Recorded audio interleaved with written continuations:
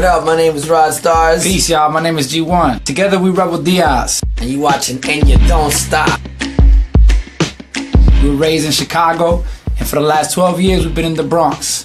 Here in the Bronx, what we do is hip-hop. Not only do we do hip-hop, but we also do it from a community-based perspective, where we out here in the streets building with the young people, building with community activists, and joining liberation struggles in their fight for self-determination. We've been in Greece, France, Germany, Venezuela, all throughout Latin America. For us, the most important thing is to be able to share hip-hop with the rest of the world. And the other night, actually, we had the honor of opening up for legendary lyricist and storyteller Slick Rick in the heart of Times Square, and we got to rock with our band.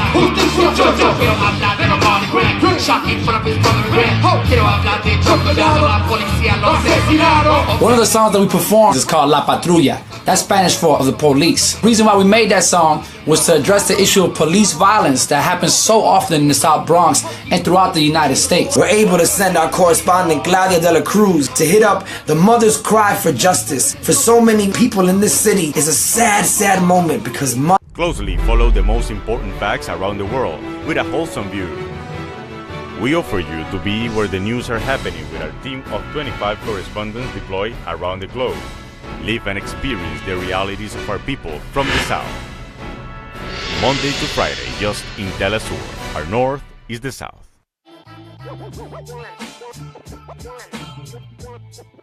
Community organization and revolutionary verse fused in And You Don't Stop. A window to urban culture and political resistance, conducted by the hip-hop band Rebel Diaz. And You Don't Stop, Fridays, only on Telesur.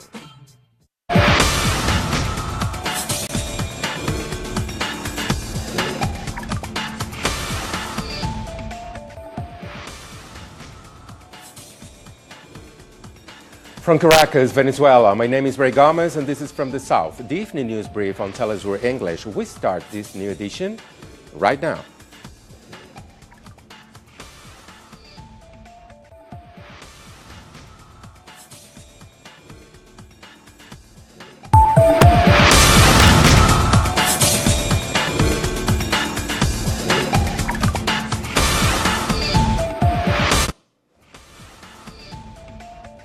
Tropical storm Nader is picking up strength as it passes over the western Caribbean Sea towards Mexico and the U.S. Gulf Coast. The storm has already killed at least 23 people in Central America. At least 11 people died in Nicaragua, where the west coast was battered by strong winds and 38 centimeters of rain. Many roads are impassable, and residents have been forced to abandon their homes and wade through flood waters to safety. Now there are many people with their houses damaged or destroyed in the southern area. The river on the border with Costa Rica has overflowed. The river San Juan that passes near the urban area burst its banks yesterday, and many houses have been evacuated. The damage is tremendous. After Nicaragua, Nader left at least 4 people dead in Honduras with several others missing. Many families have been displaced in Guatemala too. A hurricane watch is enforced in Mexico's Yucatan Peninsula. The storm is projected to pass close to there on Friday night. This is likely to reach the United States Gulf Coast late on Saturday, possibly as a Category 1 hurricane. Costa Rica was the first Central American country to face the full impact of Tropical Storm Nader. Our correspondent Fernando Francia joins us live from the capital, San Jose. Hello, Fernando. Give us an update.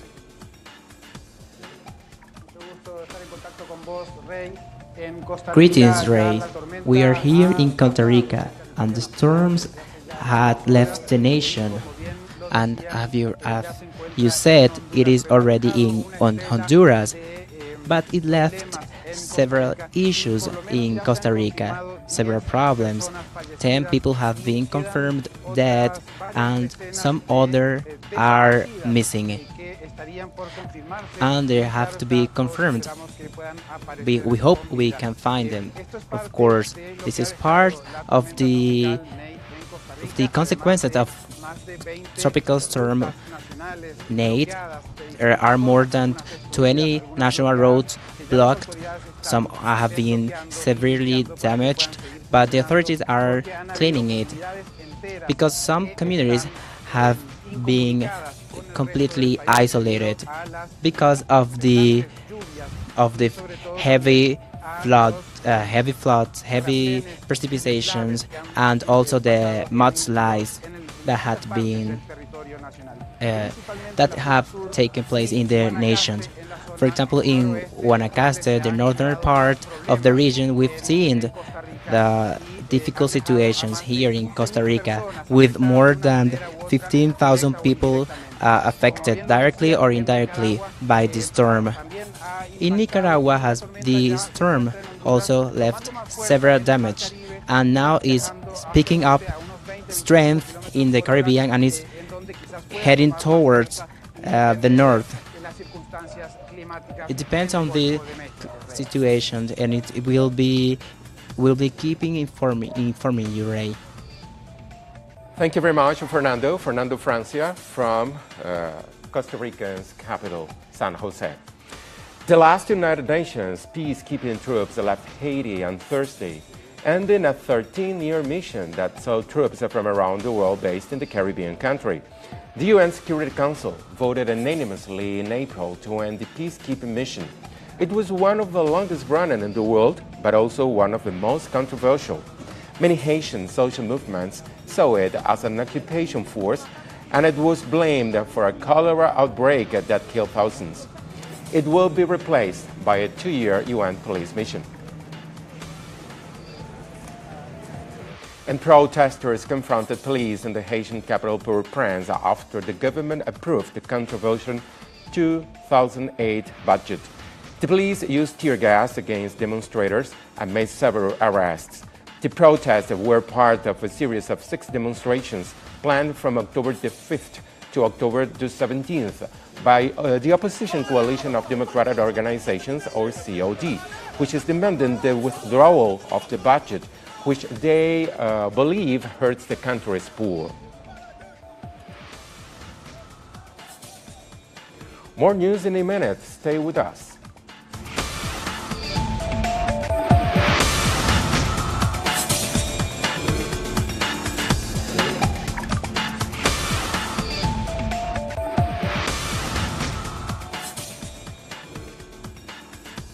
At least 8 people were killed and roughly 52 wounded when the Colombian police and military attacked a group of campesinos in the rural area of Tumaco. The campesinos took the dead and wounded to hospitals. The attack was against cocoa farmers who were demanding the government comply with the peace agreements regarding the replacement of illicit crops. The police blamed the attack on FARC dissidents, who they say were rejecting the peace process. But this has been fiercely disputed by witnesses who insist it was the police shooting at them. No, there weren't any clashes. There was a peaceful protest demonstration against the forced eradication that the country's government is doing to this territory, and also because of the breach of the peace accords with the campesinos. Then, the armed forces opened fire carelessly, slaughtering the people of this community. All of them are campesinos, peasants from different communities. The Venezuelan President Nicolás Maduro has been in Turkey on the last leg of his trip to diversify international relations. Director of the University of Ankara bestowed an honorary degree on Maduro as gesture of lasting friendship. The Venezuelan president also visited the Turkish National Assembly and met President Recep Tayyip Erdogan. He emphasized the need for a diverse, multipolar world.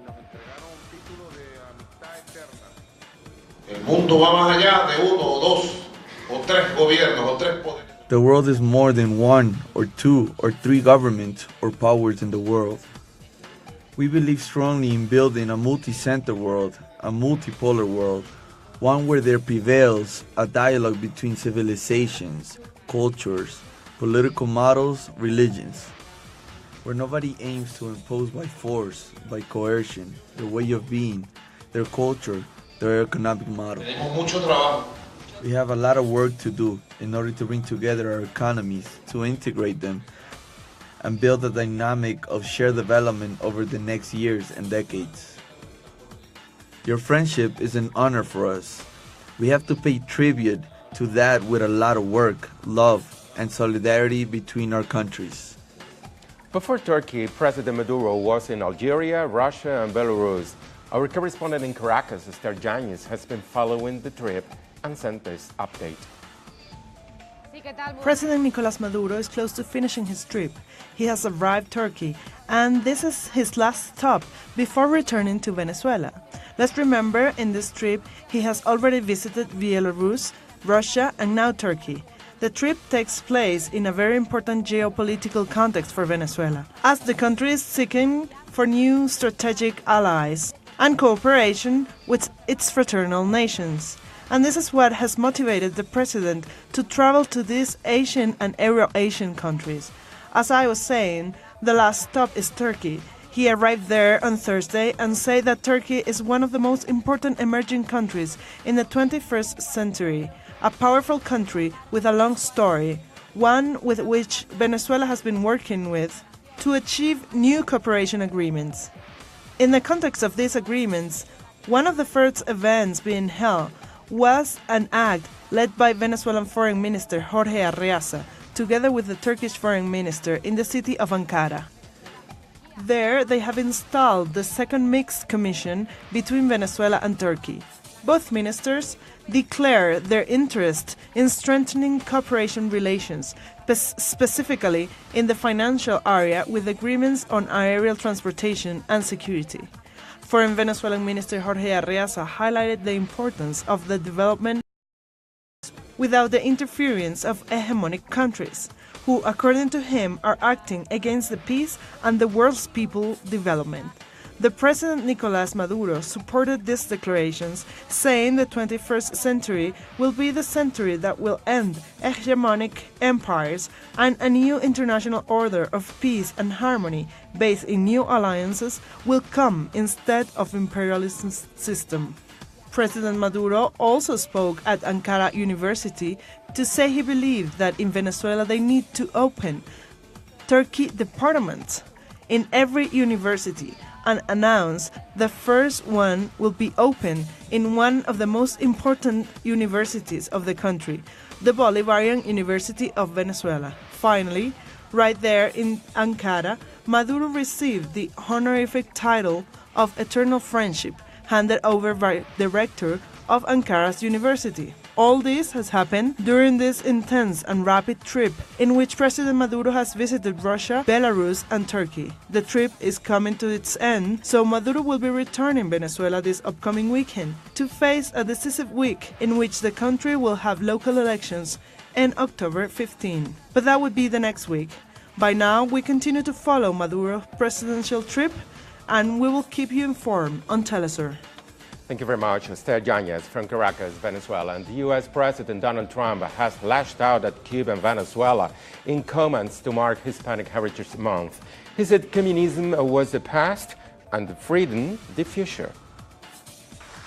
We're working every day to secure a future of peace, prosperity, and sovereignty for every American citizen. And we hope for a future of freedom and prosperity throughout the entire Western Hemisphere. That's why, under my administration, we have taken decisive action to stand with the good people of Cuba and Venezuela. As I announced before a wonderful crowd in Little Havana earlier this year, we will not lift sanctions on the Cuban regime until it delivers full political freedom for the Cuban people. The same failed communist ideology that has brought oppression to Cuba has brought nothing but suffering and misery everywhere and every place it has been anywhere in the world. Communism is the past, freedom is the future. Some of the news. In an interview with the Russian network RT, former Ecuadorian President Rafael Correa considers some of the actions of the current administration of leader Moreno represent a step backwards from the South American nation. From the outside, you can objectively see what's happening. They are lying to the people again. People are being prosecuted. And now, they're capturing other state powers just like what they want to do with the Citizens Participation Council and the country. The real powers, the media, they are all looking the other way. So from the outside, you can see what's going on and how the country is moving backwards. Moreno explaining that after only 3 or 4 weeks of his government, Lenin, you've done in 3 weeks, 4 weeks of your government, what the opposition couldn't do to undermine our citizens' revolution. I'm gonna have to go and defend my government, and he never even answered this letter. The small Bolivian town of Valle Grande has this week begun to commemorate the 50th anniversary of Che Guevara's execution. Several cultural and political activities are planned with over 15,000 people expected to attend. Valle Grande is a small town home to 17,000 people. But for the last 50 years, the town has been heavily linked to the former guerrilla commander Ernesto El Che Guevara. After his death, his body was displayed by the military in the laundry house of the Valle Grande Hospital. This hall leads to Tanya's memorial.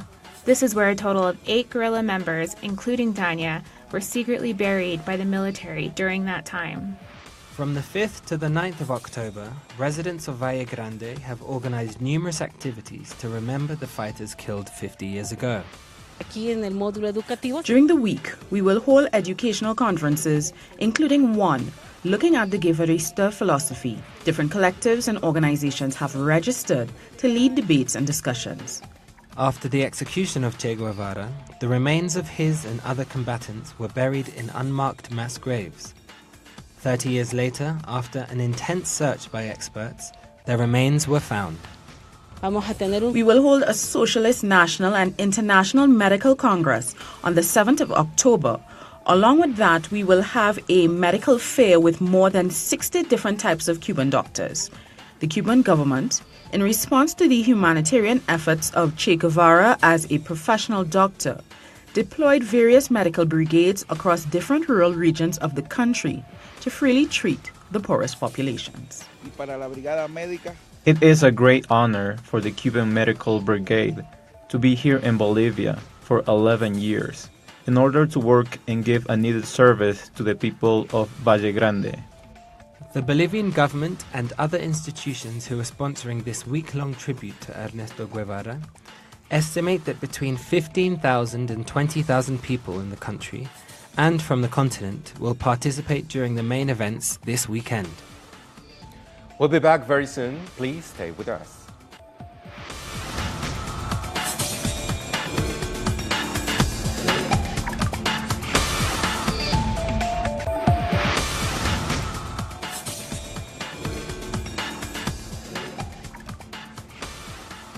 The European Union and Russia have strongly rejected the suggestion by President Donald Trump that the United States is about to decertify the Iran nuclear deal.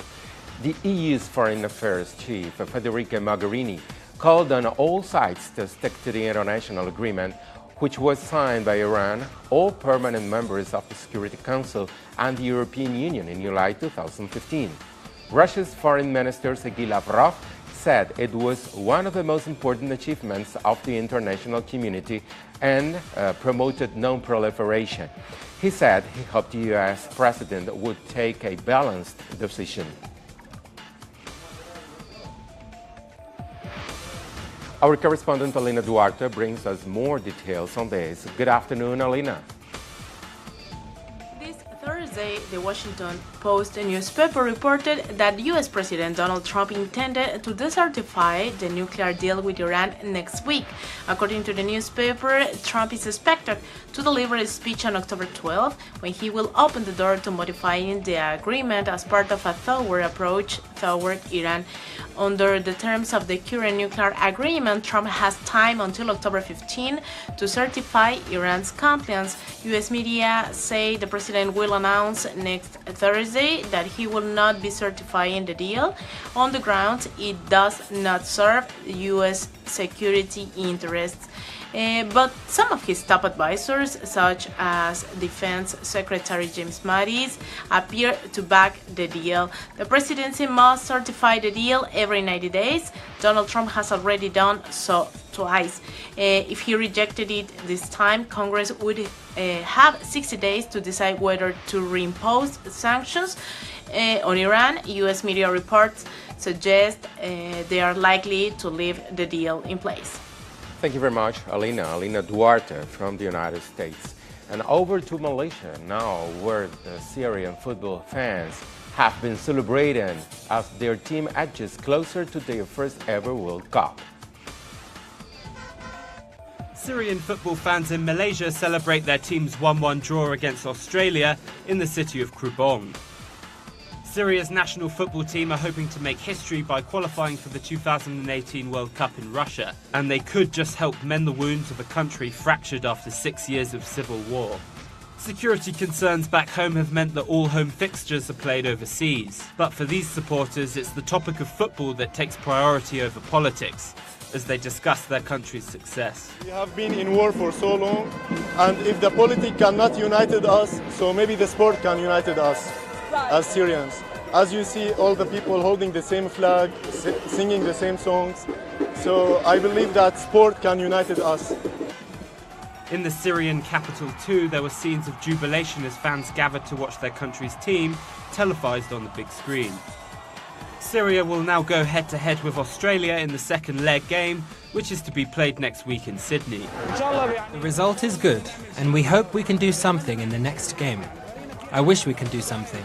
Our team is very good and deserves more than this, but luck was not with us.